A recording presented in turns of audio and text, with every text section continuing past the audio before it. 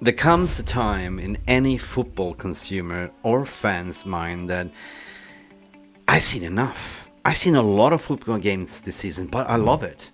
And this is, of course, Manchester United mantra, the passion, right? We played more than 57 games of fixtures this season, but hold on to that ball, hold on to the thought, because your other half, they're not supporting football, might get tired and filing in divorce papers because your second love in your life is Manchester United. Stick around because we're here to preview the Manchester United game against Tottenham Hotspurs played tomorrow. And why should you watch this video? Well, if you're like me, you want to know who will start. Will Bruno start? No Bruno, no party. What is the situation with Spurs since they sacked Conte, they sacked the interim manager, and now they have a new manager bound, another interim manager bounce, and what will be the score prediction?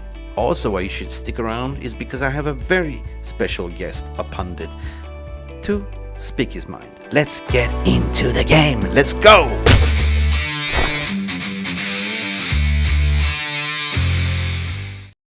Welcome to Mufc Realist TV, and we are previewing the week ahead.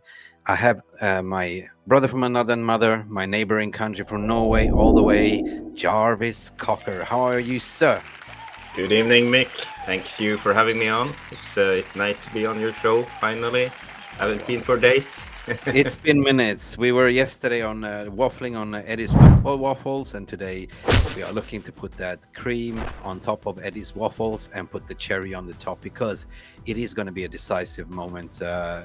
Jarvis, we are looking at, I certainly believe tomorrow will be decisive of who is going to clinch that Premier League title. Of course, this is what we live for, Manchester United.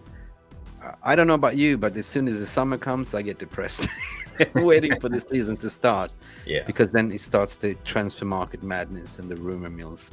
What's going on here at the moment, right? Let's dive into it. There's been rumors, of course, heavily linked that Harry Kane is now looking for a transfer move. We discussed it in a podcast yesterday as well. He's got 12 months left on his contract. Daniel Levy is coming out in the press to say, no, he's not for sale. We're going to keep him, blah, blah, blah. That is kind of a leak out to the press to say that, hey, we still want to have 100 million for him. But everyone knows that you're not paying 100 million pounds for a 30-year-old striker that has 1 year left on his contract. That is madness. That is madness, right? But tomorrow, I would say it will be a great showcase for Kane to show what he's all about, right? Hopefully he doesn't score many goals against us.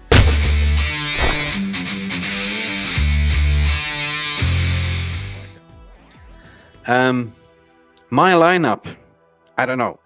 This is debatable, right? This is why I have you on the stream, right? So I have gone with this. I haven't really seen the injuries, but I assume that Bruno Fernandes got a knock. I saw a picture of him resting his leg, in a casket or something against the pillow. Speedy recovery, Bruno. But I gone the following, and I want your opinion on that. In terms of the back four, Jarvis, I don't think we should disrupt the apple card. What worked last game and the game before is to have Daly start as a left back and put in Shaw as a left-sided centre back, playing alongside with Victor Lindelof and Wan-Bissaka. Now, the reason why I want to have Wan-Bissaka still in the team is to stop the likes of Son, right, who's a tricky customer. The only worry I have in terms of Shaw and Lindelof is that none of them are kind of good in the air, and you will have, a like of Harry Maguire, who is a very good customer in terms of aerial duels.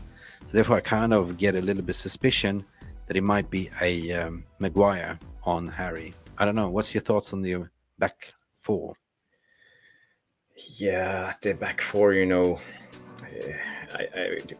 say, I know you're Swedish, so I don't want to bash Lindelof, but sometimes you look a little bit weak in the physical duels. So I'm afraid that because Harry Kane, he's excellent in receiving the ball and turning.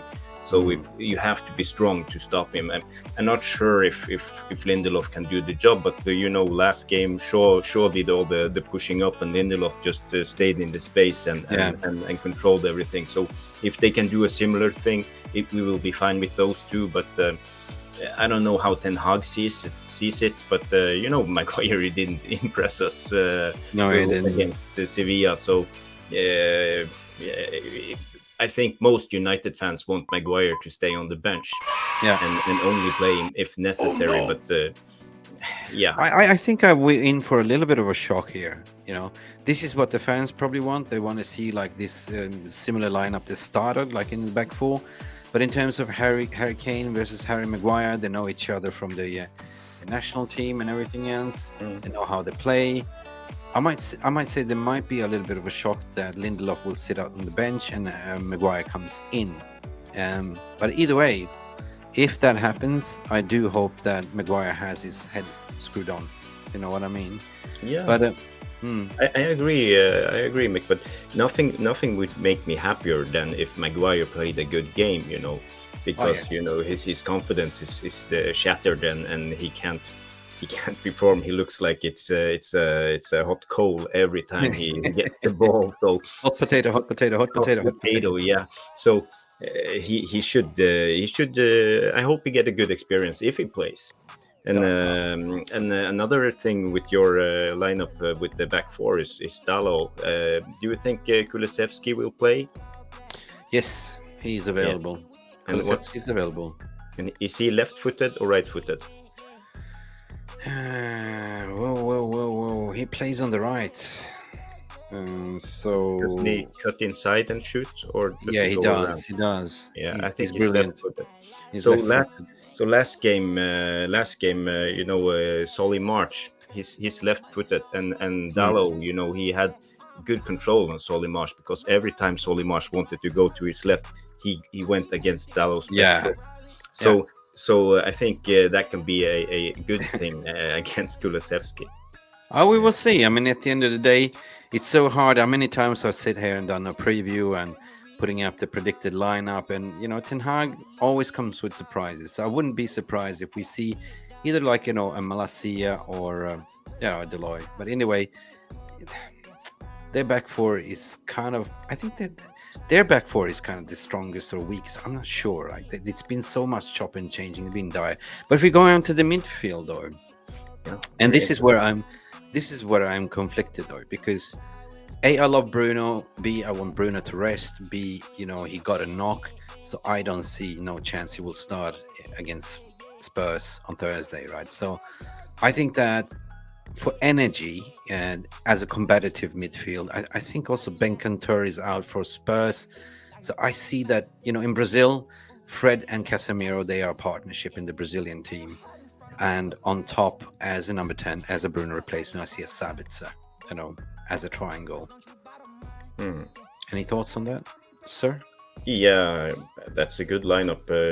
If Ten Hag goes for a lineup like that, that will be great. But the only problem with that lineup is if we're going to play out from the back, we don't have even either Fred or Casemiro can go down and like start the play in a good way. They can do it, but I'm not like 100% sure how well they will do it. If they press high and press us hard, they can get us in trouble. Well, my logic and reasoning behind this is, of course, and forgive me, Eriksen, I was choosing between Fred and Eriksen, and of course this is Eriksen's old home ground. But realistically speaking, I think Ten Hag will pick Eriksen instead of Fred, and Fred will come in the second half, like we saw in the last game, as a weapon, right? If that needs to be tightening, right? But at the end of the day, that worked in the first half in the semis, right? So why not? Why change a winning team? But I was just reflecting on the second half, how much energy and press Fred added onto the team, right? Yeah, I agree. And by default, I think Sabitzer comes in to replace Bruno. So, but the thing with Fred, you don't know what Fred is going to show up. Is it Fred from Brazil or is it Fred from Stoke? You have the two sayings. So if it's Fred from Brazil, we will be fine. The first game at the Old Trafford against Spurs, Fred was the man of the match. He was brilliant that game. He was controlling everything. He was everywhere in that game. So much energy, and he was so good on the ball. He could do it all. But he can show up or he can't. So You can't. It's like Fred is like a box of chocolate. You never know what you're gonna get. Forrest Gump. Yeah. I mean, that's typical. Like, either you get the yummy chocolate or you get the one that nobody wants in the chocolate box. Like, they always stay to the end of Christmas. Jokes aside. Yeah. But we are happy with that midfield. I mean, either it's going to be, I mean, this is not written in stone. This is just up for debate. That's why I'm having it there, right? In terms of the firing line, the front three, Martial, sorry, ain't going to do it for me, right? I think we will see more of a Jadon Sancho, Rashford in the middle, and Anthony Dos Santos any given Sunday. I don't know. I'm confident about this one. Not sure. Maybe I'm wrong. Maybe he will start with Martial in the middle, Rashford to the right. I mean, he might believe in Martial, but the jury's out, according to my opinion. Yeah, but the funny thing with Ten Hag, I think he really trusts Martial. He almost never starts Martial on the bench. Anytime Martial is back, he starts him right away. So I think he will play Martial as long as he has legs to stand on, because Martial is crucial for the way you play on one leg, you crawl. I don't care as long as you pass that ball like Ted Lasso. Yeah. I was watching that final episode of Ted Lasso yesterday. I mean, do you watch Ted Lasso? No, I haven't. But I heard about him. I have seen clips on Instagram and stuff like that. So I'm familiar with him. Yeah, he's from Kansas and speak like Kansas City. Yeah, right. So no, yeah, I mean, you're right, my friend. As I said, this is my predicted whoop up lineup. It's never written in stone. It's just up there to have a sort of debate, and this is what we're here for. So yeah, I can agree with you in certain ways that he might start Martial as a link-up man, playing with his back against the goal. Sancho for sure. No, but then it means that Sancho drops off and Rashford comes to the left wing, and but yeah, we need space. We need pace. So yeah, it is. You got a point there. Rashford to start as on the left wing, Martial in the middle, and Dos Santos on the right. That's going to kill them in terms of pace, and somebody that's just ping long balls through the channels. Yeah, and that's going to be Eriksen, to be honest, and to find them. There's several ways Ten Hag can set up this team. Your team is a good team, so it's possible. But I think he likes Martial. He wants to play that way, and I think he has given up on _𝒂𝒊𝒔𝒉 to play out from the back, especially with the current center back lineup. He learned his lesson. So no, I kind of feel like right now, Jarvis, it's just not 7 games to go. Just get it over the line. I don't care if you play out of the back or play long balls. Just get me the wins, secure top 4. That's it. I think Ten Hag is in the mode now. He's just thinking, okay, I'm going to be pragmatic. I'm going to win this game. Yeah. I don't care how I play. So yeah. I think we had this discussion yesterday on Eddie's channel as well, to say and for me, I didn't say it, but for me it was like, at this moment, I don't care how we play the football, as long as we get the points, right? As long as we get this top 4. I mean, if we finish 3rd, amazing. So there's going to be games going to be scruffy, huff and puffy, and there's going to be games where we're going to be dominating. But I think we've seen good football at Ten Hag, but now it's just ain't time for nice football. It's about time to get those points. Yeah, we're just gonna grind the results. Grind it out. The danger man, of course, for me is Harry Kane. Any given Sunday, him and Son together, if they are firing, we can be a little bit in trouble with our back line. But Kane, he scored 27 and 28 in all competitions this season. Oh no! Yeah. Wow, that's I didn't know that, because Kane, if you remember, everyone was having a little bit of banter about him in the beginning of the season. He didn't fire.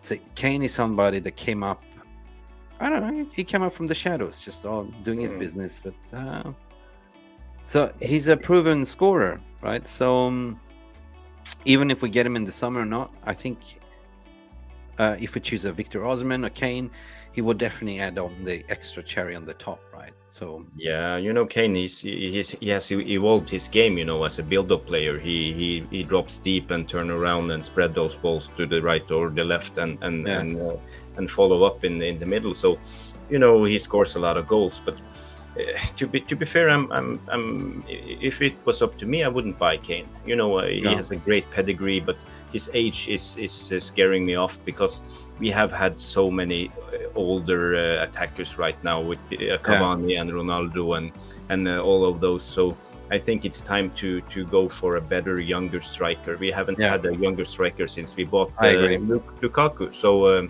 Yeah, now it's time. If we're gonna give Ten Hag a chance to build his team, okay, let's build his team. okay. Let's see what he can do. Another team news for Spurs that might affect the result as well, Jarvis, is that if Bissouma is injured, Rodrigo Bentancur is off as well, Ryan Sessegnon as well, but also the goalkeeper, Hugo Lloris, Oh, and the right back, Emerson Royal. So they're a little bit in trouble. Plus, no proper manager. So they just sacked Christian Stellini as well. So they have an interim. It's going to be a bloodbath, I think. So they have a, I think French goalkeeper, what's his name, Lloris, he has a hip injury, so he's going to be replaced by Fraser Foster. It's all of the vacancies. So this is kind of a me, unproven goalkeeper, unproven manager, a lot of injuries, and this is going to affect the scoreline, according to my opinion. We'll get to that. But in terms of Manchester United, are you ready? Are you ready for this one? This is Mick Ruby special. We're missing the Butcher, but what do you need Butcher when you have Mick Ruby replacing the Butcher? nice. The outs. That was me in my father's garage helping me up. But I found that picture. I thought everyone was calling Martin is the Butcher. What about Mick the Butcher to replace the Butcher? Injuries as well, what we talked about. Bruno Fernandes, I think he will not be available. He's got a knock. We know who the usual suspects are out. Donny van Beek is out, of course. He's not going to be playing. Garnacho, highly unlikely if he's back for the end of the season. There was talks he was going for Argentina's under-21 World Cup Championship instead of playing in the FA Cup final. I don't really mind it. I mean, it's what we said. As long as we get over the line, we don't mind if Garnacho goes. Do we? No, we have managed without him for a long time. So I think we can do the last couple of games without him too. So but Garnacho showed this before the World Cup. Also, there were rumors that he was like faking an injury just to stay fresh for the World Cup. Yeah. But, I think he will prioritize Argentina, to be fair, but I would love to have him back. Yes, he's such an impact player. He has so much power in his dribbling, and he always takes on his man. He's never afraid. So his attitude is 10 of 10. 100%. And Scott McTominay is missing as well.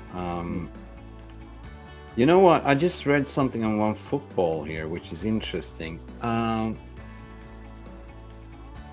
Well, Erik ten Hag hopes that his favorite playmaker Bruno Fernandes back from a minor ankle injury. Well, he hopes, yeah. He doesn't really say that he will be back. But I'll be on a Butcher mode. I'll be like this, man. I'll be like, seriously, like Thursday night, come on, bring it on, man. That leads us to the score prediction.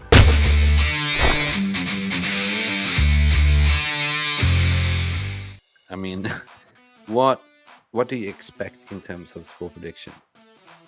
Well, I expect us to win because Spurs are in terrible form, and we have a massive boost winning the semi-final, even though it was on penalty. So I hope we will win, and I think we will win with more than one goal. So I take the Mick Ruby special 3-1. Yeah, that's the famous Mick Ruby special 3-1. Actually, Jarvis, I gone with 3-1 all across the board here, to be honest, if you see, because I also did the score prediction for City versus Arsenal as well. So I don't see Arsenal getting across the line over at Etihad, right? In the current form, home ground, I think that City will pump them with 3-1 as well, to be honest. And on the other way around, I like De Gea to keep a clean sheet. Currently, he's the leading Golden Glove in the league with 14 clean sheets. If he keeps another one, that means that he will be ahead Nick Pope as well, because Pappi let one in as well against Spurs, right? So that means that if De Gea gets another clean sheet, he's definitely going to win the Golden Glove, the best goal in the league. So sit down. Yeah. But And that will be a nice farewell to De Gea if he wins that and win the FA Cup final. We can just thank De Gea and say, okay, thank you for the job, and now let's get another goalkeeper. yeah, I know it's controversial, but that's my opinion. but the game will make sway, as you said. They have injuries. They have a new interim manager. I don't see the new manager bounce happening. They're going to be disorganized. I think pretty much they're going to park the bus because they're scared. And usually when you then have a playing style, you just park the bus. But I think I don't see. I mean, maybe the only one that I put in is either like a Harry Kane scores a goal, right? That's you cannot count out Harry Kane, and also depends on who's the centre back, if it's Lindelof or Maguire, Yeah. But ideally, as a Patriot Red, I would see a 3-0 Manchester United. But anyway, thank you, Jarvis. It's been a pleasure to have you on, sir. I know we had a nice 40. It was spur of the moment. I invited you 10 minutes before the streams. Thank you. This has been Mick Roby from Mufc Realist TV, and I'm going to point that way. This is 𝒊𝒂𝒚, not the singer, but the brilliant football pundit and realist as well from Norway. Thank you, Jarvis, for coming on board. Take care. Be nice to each other on social and hug each other in the traffic. Bye for now. See us. Bye. Thank you so much for stopping by and watching Mufc Realist TV. Don't forget to like and subscribe and follow us on the socials.